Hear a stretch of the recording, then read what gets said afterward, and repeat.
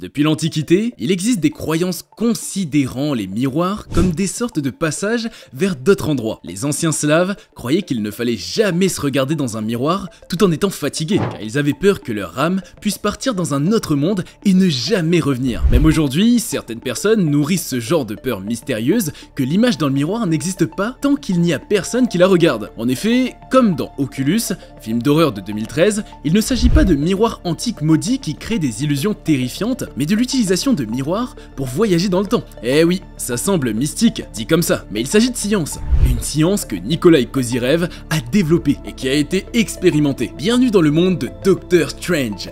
Non, pardon, le monde de Nikolai Kozyrev. Bon, tu comprends. On ne peut pas parler de miroir comme portail sans évoquer Doctor Strange. Qu'est-ce qui s'est passé ? On est en décembre 1990, dans un village éloigné, près du cercle polaire. Deux chercheurs russes entreprennent une expérience ambitieuse. Ils voulaient améliorer la perception humaine, la rendant super puissante. Pour cela, ils ont fabriqué un appareil spécial qui protégeait les personnes des interférences électromagnétiques et amplifiait leur énergie corporelle. Cet appareil ressemblait à un grand tube en aluminium avec une chaise à l'intérieur. Une fois que l'appareil a été construit, des événements étranges ont commencé à se produire dans le village. Des lumières en forme de disque volaient autour du laboratoire, des boules d'énergie apparaissaient et disparaissaient, et même les aurores boréales devenaient plus éclatants et vifs. À l'intérieur du laboratoire, les gens ressentaient une inexplicable peur chaque fois qu'ils s'approchaient de l'appareil. Il a fallu un certain temps pour convaincre quelqu'un d'essayer l'appareil. Lorsque le premier sujet s'est finalement assis sur la chaise, une énergie étonnante a jailli, laissant tout le monde dans le laboratoire bouche bée. L'appareil fonctionnait, mais il semblait qu'il fonctionnait un peu trop bien. Il n'améliorait pas seulement les pouvoirs psychiques des gens, il leur permettait aussi de voir n'importe quel endroit dans le monde. Et à terme, il semblerait qu'il pourrait même voir à n'importe quelle époque de l'histoire. Ces expériences ont en fait confirmer une théorie qui avait été avancée pour la première fois dans les années 1950. Le temps tel que nous le comprenons pourrait ne pas être aussi fixe que nous le pensions. Bon, maintenant, reprenons l'histoire du début. Qui est Nikolai Kozyrev ? Nikolai Kozyrev était un astrophysicien originaire de Saint-Pétersbourg qui a commencé à travailler à l'observatoire Pulkovo juste après avoir obtenu son diplôme universitaire en 1931. Cependant, en 1936, il a été arrêté et condamné pour des raisons étranges. Les accusations portaient sur le fait qu'il croyait en la théorie de l'expansion de l'univers, qu'il admirait les poètes Yesenin et Goumilyov, et surtout, il était accusé de vouloir faire bouger la Volga vers l'ouest. Bon, pour précision, les poètes en question étaient controversés à l'époque pour leur style poétique non conventionnel et leur engagement politique.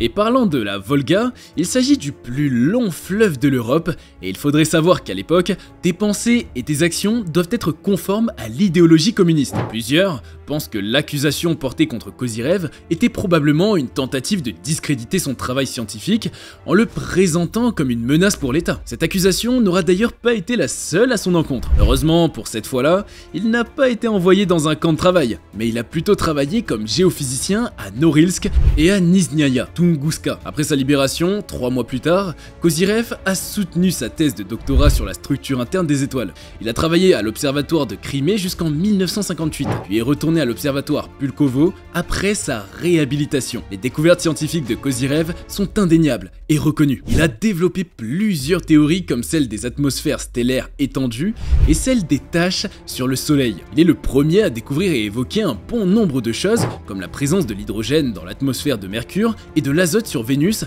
et la présence et prédit l'absence de champs magnétiques sur la Lune et des températures élevées. C'est fort de cela que bon nombre de personnes n'ont pas voulu croire que sa théorie sur les miroirs n'était pas une pseudo-science comme ont voulu faire croire les autorités de l'époque, mais une manière détournée pour lui voler ses travaux. Mais de quoi s'agit-il en réalité? Le temps selon Nikolai Kozyrev.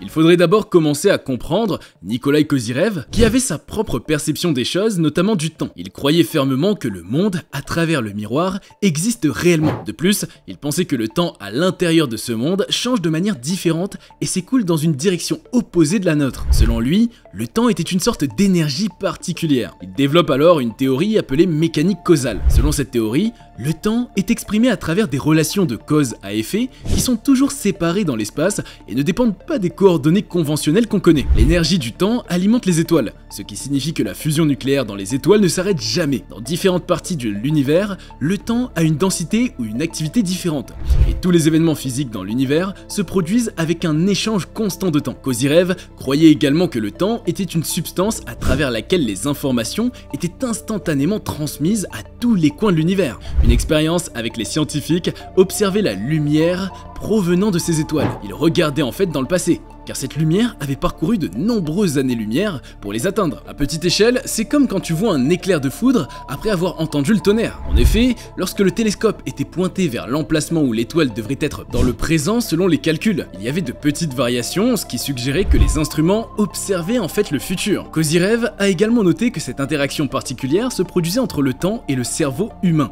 ce qui expliquerait des concepts tels que l'intuition ou la prévoyance. Certaines personnes semblaient capables de prédire l'avenir dans certaines circonstances, et il pensait qu'un système spécial de miroirs concaves pouvait aider à comprendre ce phénomène. Les miroirs de Kozyrev. Le miroir de Kozyrev est un dispositif en aluminium avec des surfaces en forme de spirale. On pense qu'il peut concentrer différents types de rayonnements, y compris ceux émis par des êtres vivants. Ces miroirs ont été utilisés dans des expériences liées à la perception extrasensorielle à l'Institut de médecine expérimentale de Sibérie, une branche de l'Académie des sciences de Russie. Les personnes qui ont passé du temps à l'intérieur de ces cylindres en aluminium, en spirale, ont rapporté des sensations étranges qui touchaient à la fois leur esprit et leur corps. Avec le temps, les miroirs de Kozyrev ont suscité l'intérêt de scientifiques qui ont mené leurs propres recherches sur ces appareils intrigants. Un groupe de scientifiques de Novosibirsk a en effet essayé de reproduire ces expériences en décembre 1990 dans un village éloigné près du cercle polaire appelé Dixon. Les scientifiques eux-mêmes ont avoué avoir rencontré des difficultés pour entrer dans le dispositif de miroir. Ils ont rapporté qu'ils ne pouvaient pas y entrer pendant toute une journée en raison d'un sentiment de peur qui surgissait chez toutes les personnes en présence du dispositif. Ce n'est qu'après 24 heures que les plus courageux d'entre eux a réussi à s'asseoir à l'intérieur du dispositif. Pendant les expériences, des témoins ont déclaré avoir vu des aurores boréales apparaître dans le ciel au-dessus du laboratoire. Cependant, tous les participants ont commencé à se sentir mal, avec des symptômes tels que des vertiges, des nausées, des variations de la tension artérielle, et certains ont même été incapables de supporter la situation, ressentant des maux de tête. En utilisant ces miroirs spéciaux, certaines personnes ont vécu des expériences vraiment étranges. Parfois, elles avaient l'impression de quitter leur corps, comme si elles flottaient ailleurs. D'autres disaient qu'elles voyaient des images du passé, se souvenant de moments de leurs enfances et entendant des voix familières. Ces expériences finissaient par être interrompues parce que les gens se sentaient mal. Fondamentalement, ce que les chercheurs ont découvert, c'est que ces zones miroirs contenaient quelque chose que Kozyrev appelait des flux d'énergie tant densifiés. Cela permettait aux informations de voyager instantanément sur de très grandes distances. De plus, ces miroirs semblaient permettre de prédire des choses qui n'avaient pas encore eu lieu. D'ailleurs, ils ont réussi à créer une technologie dite de prévision virtuelle par miroir, pour prédire des tremblements de terre. Elle a été utilisée avec succès entre 2017 et 2018. Une expérience réussie? On peut dire que Kozyrev a réussi à avoir des résultats concluants grâce aux expériences qui ont suivi. Mais cela n'était pas au goût de tous. La théorie de la mécanique causale et les miroirs de Kozyrev ont surpris et inquiété les dirigeants soviétiques de l'époque.